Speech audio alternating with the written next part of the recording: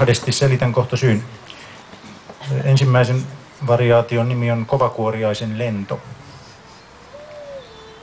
Kovin työläästi kulki koppiainen, jo päättyvän näytti sen vaellusmainen. Joka koiven päässä nivelikkäässä roikkui sinnikäs muurahainen. Mutta elukka parka, onneas kiitä, kulki luonnon ystävä ohitse siitä. Koppiaisen hän keksi uhanalaiseksi, eikö einettä muutakin murkuille riitä. Niin on, ei vetele moinen peli. Hän poloisen poimi ja puhdisteli. Irti nyhdettyään joka pihtipään sai ilokseen huomata, uhri eli. Kiitos ja ylistys siivilleen se nousi ja pörisi korkeuteen, kunnes lintu, voi ei, nappas ja vei. Se tulee mikä on tullakseen. Joo.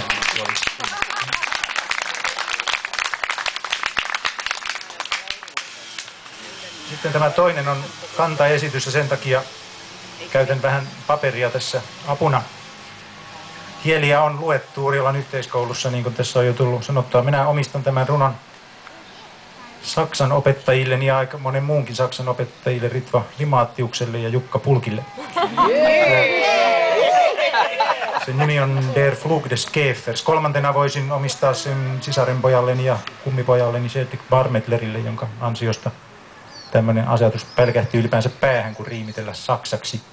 Hän on muuten sveitsiläinen ja se auttoi tästä turhasta itsekritiikistä, koska minun ymmärtääkseni Sveitsin saksalaisille saksa on vieras kieli kuitenkin, että mahdolliset kömpelyydet eivät ehkä niin tässä haittaa.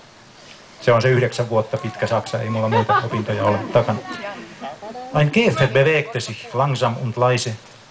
Bald wurde enden die irdische Reise. Er gang nicht allein.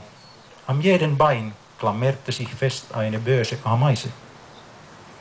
Aber sei doch dankbar, du armes Tier. Zufällig kommt ein Naturschützer hier. Und er ist so smart. Eine bedrohte Art. So brutaler Eingriff gefällt nicht mir. Ganz zweifellos können die Ameisen leicht finden, etwas anders zu speisen. So zärtlich und fein, er machte ihn rein. So kleiner Freund, es ist besser zu reisen. Und der Käfer flog, er flog so hoch. Aber die Geschichte geht weiter noch. Ein Vogel, ach nein, das kann nicht da sein, kann nicht wahr sein. Natürlich.